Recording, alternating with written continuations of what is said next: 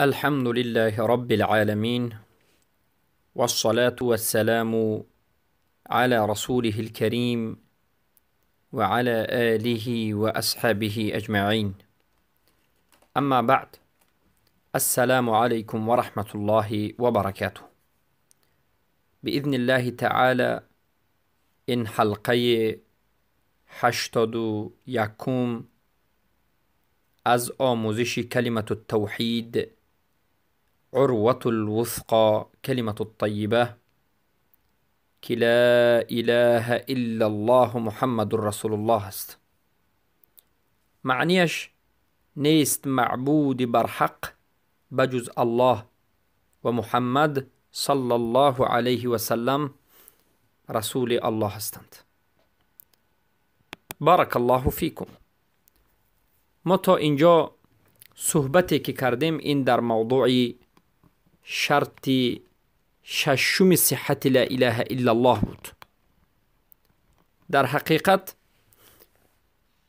این شرط یکی از بزرگترین شرط هاست که در درون این 7 شرط وجود دارد که ششمش هست. و آخرین سخن را در این مسئله به شما یا که در این موضوع به شما بیان خواهیم کرد. موضوع امروزه ما الموت علی التوحید است.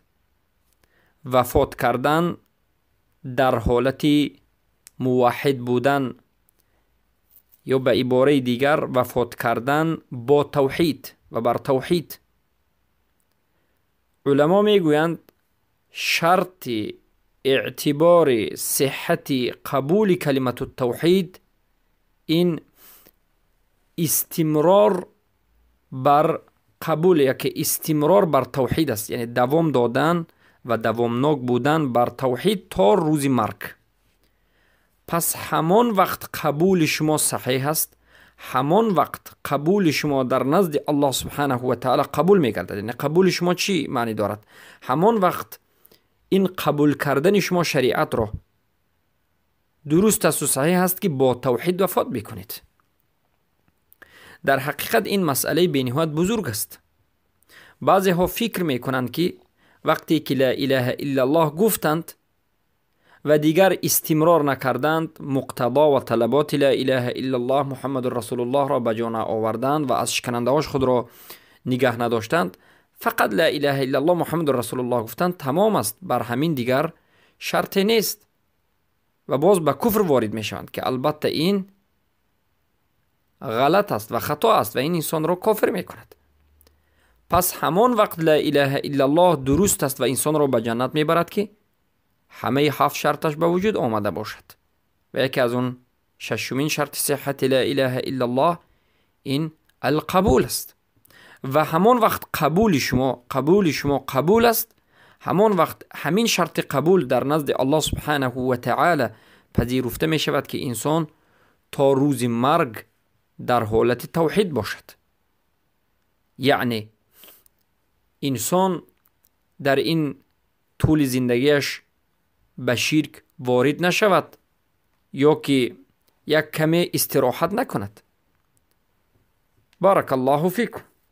پس وفات کردن بر توحید این چیزی مهمترین است و مرتد نشدن از دین، رد نکردن دین یا که واقع نشدن و دست نزدن و داخل نشدن به یکی از شکننده های اسلام. البته این مسائل بینهایت بزرگ است. انسان همیشه تا روز مرگ باید در مراقبت خود باشد، در حفظ خود باشد، در تعلیم تربیه خود باشد. برای همین است که الله سبحانه و تعالی در سوره بقره به من و شما امر کرد و گفت اعوذ بالله من الشیطان الرجیم قو انفسکم و اهلیکم نارا. ای مردم، اول خودتون را، نفسهایتون را و بعد از این اهل و عائله خود را از آتش جهنم نجات بدهید. الله سبحانه و تعالی اول گفت خودتون را، ای انسان ها اول خودتون را نجات بدهید. پس نجات دادن نفس این تعلیم گرفتن توحید است و موحد بودن است و تا روز مرگ در حالت توحید زندگی کردن است. روز به روز انسان باید تعلیم بگیرد.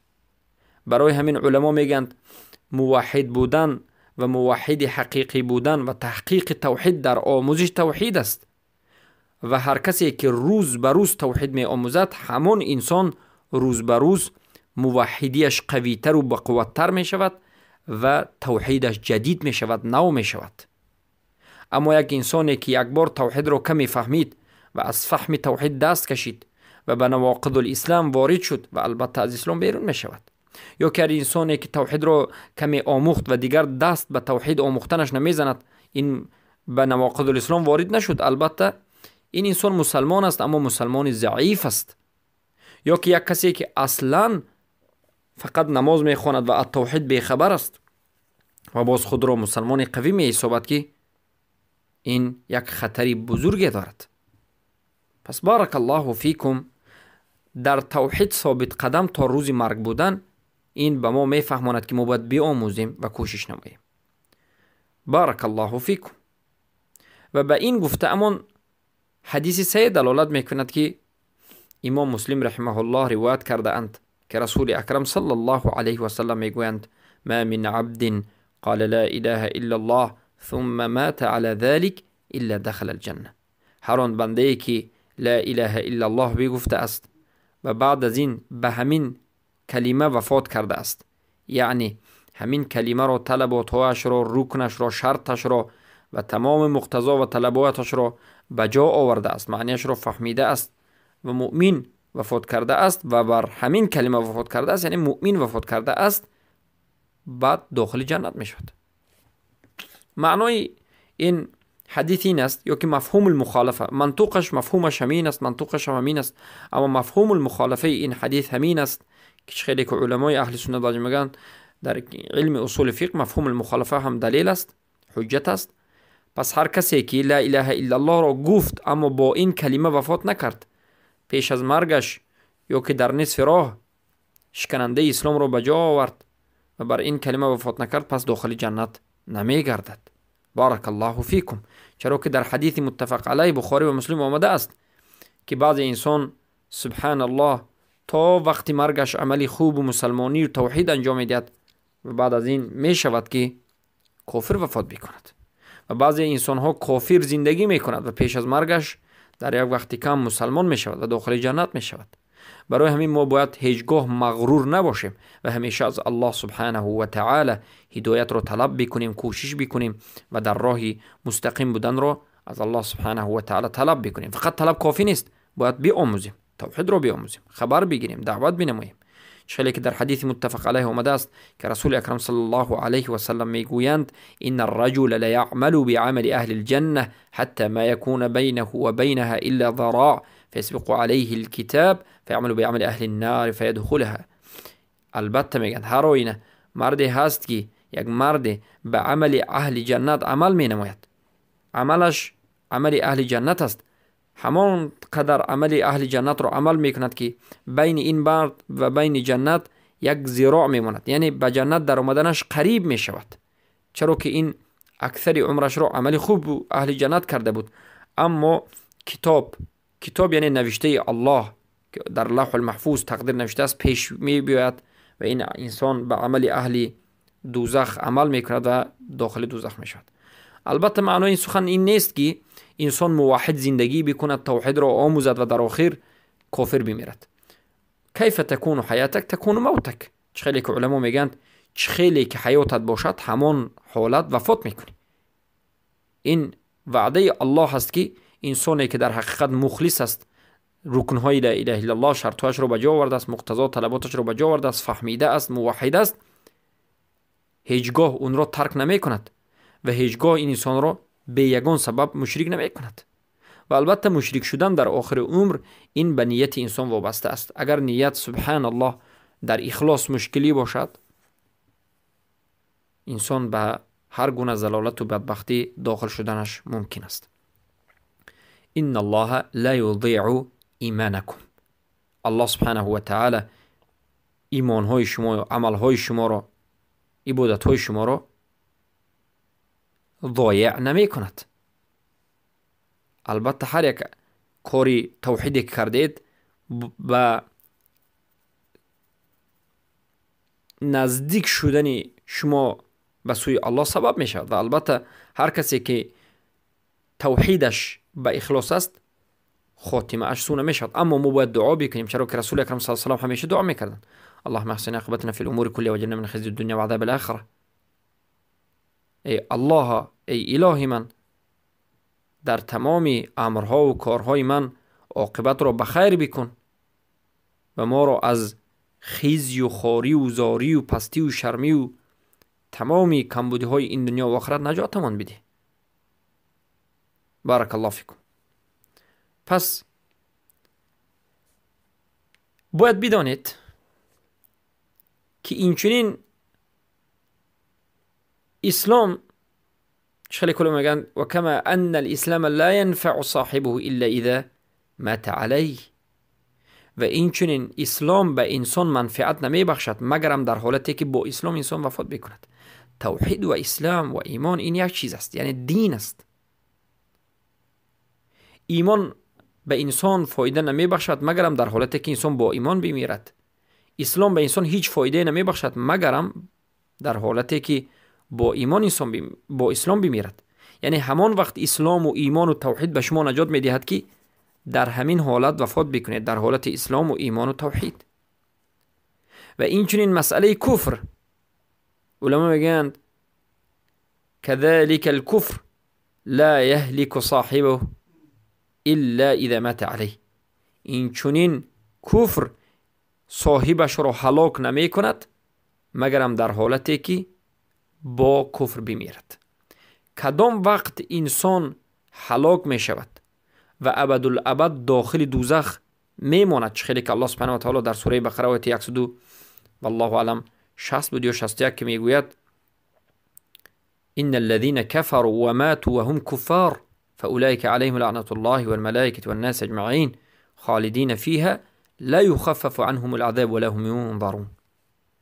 یعنی کسانی که کافر شدند، آیا همین بس است؟ نه، و در حالت کافری وفات کردند. البته این سوره بقره آیه 61 است. آنانی که کافر شدند، کفر ورزیدند و در همون حالت کافریشان وفات کردند یا وفات کردند در حالتی که کافر هستند، پس برای همونها لعنت الله هست واقع می شود و ملائکه ها و تمام مردم، و در دوزخ همون کسی که کافر مرده است ابدالابد می ماند و الله به سوی اینها نظر نمی کند. پس کفر همون وقت صاحبش رو هلاک می کند که انسان در حالت کافری وفات بکند. اما یک کسی کافر باشد و اسلام را قبول بکند و در حالت اسلام وفات بکند، این نجات می‌یابد. پس کافر مردن بدترین عمل است و این آیت دلالت میکرد که کسی که کافر میمیرد این هلاک ابدی کرده است. بارک الله فیکم. و این چنین ردة، یعنی کسی که اسلام را قبول کرد اما پیش از مرگش از اسلام گشت، یکی از نواقض الاسلام را به جا آورد یا واقع به نواقض الاسلام شد، این انسان کافر می شود. چلی که در سوره بقره آیه 217 آمده است که الله میگه و من یرتدد منکم عن دینه فیموت و هو کافر. و هر کسی که از دینش ارتداد کرد، مرتد شد، دین را رد کرد، یکی از شما، یعنی یکی از مسلمان ها وقتی که دین را رد میکند و از دین میبراید، یکی از شکننده های اسلام رو نجات به یکی از شکننده اسلام واقع می شود و از دینش بیرون می شود و در همین حالت، در حالت مرتد بودنش میمرد، پس این کافر است. و برای کافر چی است؟ دوزخ ابدالابد است. خالدین فیها لا یخفف عنهم العذاب. ابدالابد خالدن در دوزخ میمونند و هیچ وقتی برای اونها عذاب کم کرده یا پست کرده یا سبک کرده نمی شود و الله هیچگاه برای اونها نظر نمی کند. بارک الله فیکم. این یک مسئله بود. مسئله دیگر این است که ما باید بدانیم که بین به اسلام در آمدن و بین در اسلام استمرار دوامناک زندگی کردن یا تا آخر رفتن فرق وجود دارد. بعضی انسان ها در آمدن به اسلام و دوام دادن اسلام را فرقش را نمی دانند. اما باید بدانید که فرق وجود دارد. فرق این است که در آمدن به اسلام، داخل شدن به اسلام، این فقط به گفتن شهادتین است. یعنی وقتی که یک کافر، یک انسان گفت اشهد ان لا اله الا الله، شهادت میدیم که نیست معبودی بر حق بجز الله، گواهی میدیم، شهادت میدیم، و اشهد ان محمد رسول الله، و اشهد ان محمد رسول الله، و شهادت میدیم که نیست معبود، نیست، البته قسم شهادت اول این شهادت میدیم که نیست معبودی بر حق بجز الله، و قسم دوم و اشهد ان محمد رسول الله، و شهادت میدیم که یا گواهی میدیم که محمد صلی الله علیه و سلم این رسول الله. پس وقتی که انسان این دو شهادت را گفت،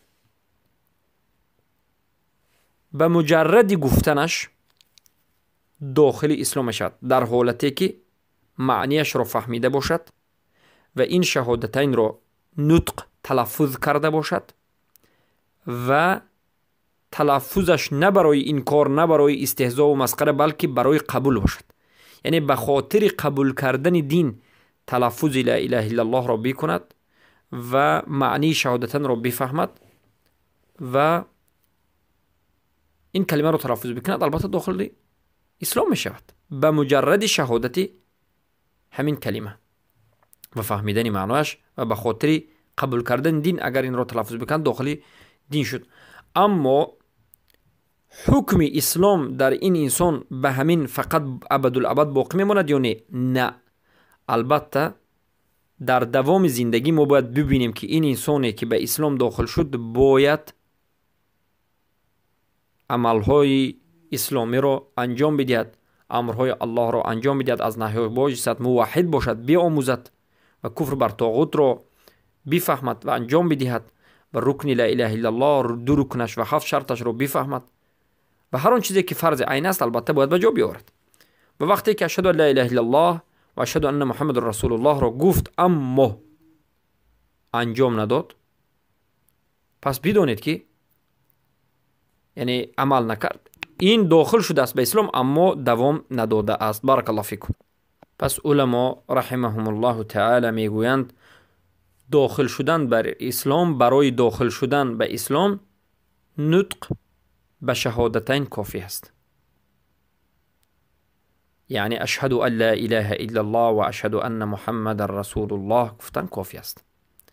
اما برای این که ما یک انسان را به اسلام حکم بکنیم، استمرار، دوام بر دوام بگیم که این انسان مسلمان است، شهادتین را گفت و باز چندین سال باز این را تا وقتی مرگش بگیم که این مسلمان است و در اسلام است، دو شرط وجود دارد. ما در حلقه گذشته ذکر کردیم که البته شرط اول ظاهر کردن اسلام، نطق کردن به شهادتین، انقیاد یعنی عمل کردن به مقتضای لا اله الا الله و رکن لا اله الا الله، دانستنش، فهمیدنش، عمل کردن و شروط لا اله الا الله و فهمیدن اصول دین و عمل کردن و خواندن نماز. شرط دوم به شکننده اسلام داخل نشدن، به شکننده از شکننده های اسلام داخل نشدن، به مکفر، چیزهایی که انسان را کافر میکند داخل نشدن. همین دو شرط انسان را در اسلام باقی میماند و اسلام انسان را دوام میدهد. بارک الله فیکم. بارک الله فیکم برادران و خواهران موحدم. مسئله دیگر این است که واجب بودن تکفیر کردن کسانی که واقع به نواقض الاسلام می شوند. هر کسی که به نواقض الاسلام داخل می شود، واقع می شود، یکی از شکننده اسلام را به جا می آورد، برای من شما واجب است که این انسان را تکفیر بکنیم، یعنی کافر بسازیم. پس واجب است تکفیر کردن مرتد و تلفظ شهادتن و نطق شهادتن برای این انسانی که مرتد شده است هیچ فایده نمی بخشد. یا حتی به جا آوردن بعضی از فرضهای اسلامی، یعنی اگه انسان نماز میخواند، روزه میگیرد، حج میرود، لا اله الا الله میگوید و غیر ذلك، اما شرک انجام میدهد. شرک انجام میدهد، از غیر الله دعا میکند، به غیر الله سجده میکند و غیر ذلك. شرک را انجام میدهد، قبر پرست است یا که طاغوت پرست است یا که به حکم غیر ما انزل الله حکم میکند، به حکم غیر الله حکم میکند. و اگر همین چیزهای کفری را کفر نداند هم این کافر است. خودش را مسلمان میداند، قبر پرستی را شرک نمیداند، کفر نمیداند. حکمی به غیر ما انزل الله حکم کردن به حکم غیر الله را کفر نمیداند و به همین سبب به کفر واقع می شود. با وجود این هم به ما واجب است که تکفیر بکنیم و این کافر است. البته خلافاً بر مرجعه، به خلاف مرجعه. چرا که مرجعه میگن هر کسی که شرک را کفر را انجام داد، اگر دانسته انجام میدهد که همین انسان را کافر میکند، کافر میشود. اگر نداند که همین انسان را کافر نکند، گویا که نمیداند که همین انسان را کافر میکند، کافر نمیشود. یعنی از نظر مرجعه و جهمیه های عصر حاضر این که هر کسی که در گرد قواف طواف بکند، در گرد قبر دعا بکند، درود بکند و غیر ذلك، یا که به حکم غیر الله حکم بکند و فکر کند که این کفر نیست و فکر کند که این درست است، همین کار کرده است درست است، میگه که این کافر نیست. چرا؟ وقتی که مرجع رو پرسید که چرا، میگه که چرا که این اعتقاد میکرد که این کفر نیست. این جهل عذر است. این در نزد مرجعه هست. اما در نزد اهل سنت و الجماعت، وقتی که قصدی همین فعل شرکی رو یا که همین فعل رو کرد، فرق نیست که دانست که این کافر میکند یا که ندانست.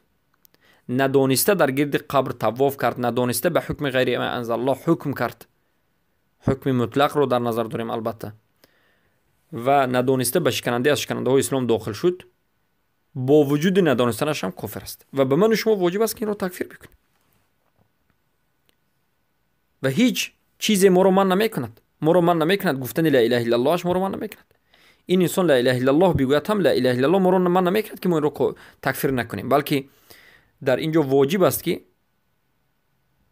وقتی که ما انیق و یقینا فهمیدیم که به کفر و به شرک واقع شده است، تکفیر کرده شد. بارک الله فیکم. خیلی که امام بربهاری رحمه الله در شرح السنه میگن فاذا فعل شيئا من ذلك فقد وجب عليك ان تخرجه من الاسلام.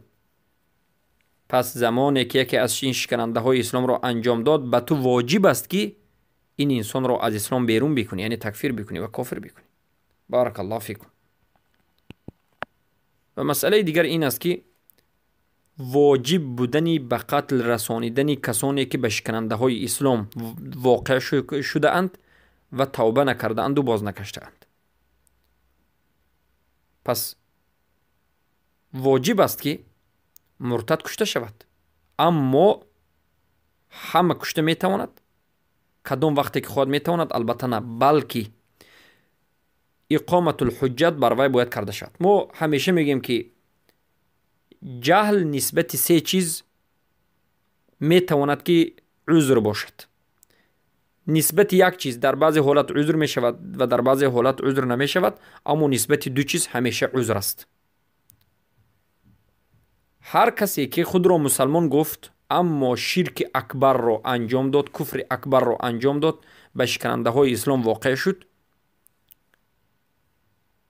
در این حالت شرک و کفر که از انسان واقع شد، رخ داد، ظاهر شد، جهل عذر نیست. انسان کافر می شود. غیر از البته خیلی که علمای دار و نجد، علمای نجد گفتند غیر از سحر، در مسئله سحر اختلاف وجود دارد. از این شکننده هایی که 10 تا است، در مسئله سحر آیا جهل عذر است یا عذر نیست، در این مسئله اختلاف وجود دارد. در دیگرش البته جهل عذر نیست. و بخصوص شرک، در شرک جهل عذر نیست. در مسائلی که دانستنش از دین به ضرورت است و باید کسی که مسلمان است بداند از اصول دین است، جهل عذر نیست. پس بارک الله فیکم. مقصد چیست؟ مقصد این است که هر کسی که در این مسائل واقع شد، یعنی به شکننده های اسلام، به شرک و غیره واقع شد، در این حالت جهل عذر نیست. ما این انسان ها رو چی میکنیم؟ حکم به کفر میکنیم و تکفیرشون میکنیم. از این میورد که قسم اول جهل عذر نشد، اما در بعضی از مسائل دین یا که در مسائل فروع و در بسیار مسائل جهل عذر است. در مسائلی که اصول دین نباشد، در مسائل شرک نباشد، در مسائل معلوم من الدین بالضروره نباشد، دونستنش از دین از ضرورت نباشد، مسائل نماز، عبادت و معاملات، کسی که جاهل است عذر است. اما در این اصل، در مسئله شرک، توحید، جهل عذر نیست. این قسم اول بود. مسئله جهل قسم اول بود که البته ما این مسئله جهل رو به شما در حلقه های گوناگون در شرح مسئله ایمان و کفر به شما بیان کردیم. مختصرا به شما بار دیگر گفته شدیم. و دومین جایی که جهل عذر میشد، جهل در مسئله قتل. یعنی یک مسلمان گفت من مسلمانم، یک انسان گفت من مسلمانم و در گرد قبر طواف کرد، جهل عذر نمیشود. ما میگیم این کافر است و این قبر پرست است. اما در مسئله این که در مسئله کشتنش آیا همین کشته میشود؟ نه، البته اول اقامت الحجت است. در مسئله کشتن جهل عذر است. کشتن یک مشرکی که مسلمان نیست، این دیگر حکم دارد و کشته میشد. اما یک کسی که خود را مسلمان میگوید اما به سبب جهل شرک را انجام داده است، ما میگیم به سبب جهل که شرک را انجام داد، جهل در مسئله حکم، در مسئله حکم جهل عذر نیست، بلکه این کافر است. اما در مسئله قتل جهلش عذر است. ما کشته نمیتوانیم. اول حجت را میرسونیم، قرآن و سنت را میرسونیم و میگیم که این عملی که تو میکنی این شرک است، برای همین تو کافری، توبه کن بازگرد، ما تو رو قتل نمیکنیم. اگر توبه کند قتل حرام است، اما اگر توبه نکرد بعد از این چی است؟ قتل کرده میشد. و در مسئله عذاب هم جهل عذر است. یعنی کسی که خود را مسلمان گفت در این دنیا اما شرک را انجام داد، کافر شد و حجت به این انسان نرسید، قتل هم نشد و به همین حالت وفات کرد. در روز قیامت آیا این خالدا مخلدا فی النار است؟ البته ما این حکم را داده نمیتونیم، برای اینکه الله سبحانه و تعالی میگه و ما كنا معذبین حتی نبعث رسوله. ما هیچ کسی رو اذیت نمیدیم، عذاب نمیدیم و به عذاب دوزخ نمیاندازیم تا زمانی که به وی رسول نفرستیم. پس به این انسان رسول نآمد، حجت نآمد، این انسان در این دنیا به حکم کافر زندگی کرد، کافر است. اما در روز قیامت جهل برای این انسان عذر است و این انسان امتحان کرده میشد. و بسیار سخنی که شیخ الاسلام ابن تیمیه، محمد ابن عبدالوهاب، علمای نجد کردند در همین مسئله که گفتند جهل عذر است، به همین قسم عذاب عذر است. یعنی در روز قیامت جهل عذر است به همه اون کسانی که خود را مسلمان گفتند و در این دنیا شرک را انجام داده اند. اگر نادانست در حقیقت از سبب جهل انجام داده باشند، در روز قیامت جهل عذر است. اما در این دنیا برای حکم، برای اینکه وی کافر هستند، جهل عذر نیست. پس مشرکایی که خود را مسلمان میگویند و از سبب ندانستن مشرک شدن، از سبب جهل مشرک شدن، در روز قیامت شانس دارند. الله امتحان میگیرد. کسی که فضل و کرم الله بر وی بود و در این دنیا میشد که حق را قبول بکند، البته حق را قبول کند، امر الله را اطاعت بکند، داخل جنت شد. اما کسی که در این دنیا اصلا اسلام را قبول نکرده است، در حالت بودیستی مانده است، این مشرک به یگان امتحان، به یگان اختبار داخل دوزخ میشد. و اما افسوس که این فرق را مرجئه ها نمیفهمند. یعنی مشرک شدن، کسی که خود را مسلمان میگه مشرک میشود، ما میگیم این کافر است. اما در مسئله قتل کردن ممکن نیست، اول حجت رساندن لازم است، زیرا که جهل عذر است. و در روز قیامت ما این انسان رو خلد مخلدا فی النار نمیگوییم، زیرا که جهل عذر است. بارک الله فیکم. اما عذر جهل برای دو چیز است، برای کشتن، از سبب جهل کشتن ممکن نیست، و برای ابدالابد به دوزخ ندار آمدن. یک باره میگیم که جهل عذر است، اول امتحان میشد. اما در مسئله حکم جهل عذر نیست که ما باید حتما این مسئله رو فهمیم. بارک الله فیکم. پس باید بدونید که نه همه اون کسانی که کشتنشون واجب است اونها کافرند. برای اون که در بعضی حالت زیناکاری که محسن است، یا که قاتل، یا که یک کسی که یک مسلمانی که مسلمان دیگر رو کشته است، یا محارب، البته یا قطاع الطریق، یعنی کسانی که در درون اسلام واقعاند اما به سبب گناهشان کشته می شوند. یعنی همه اون کسانی که کشته می شوند کافر نیستند. در بعضی حالات مسلمان هم از سبب گناهش کشته می شود.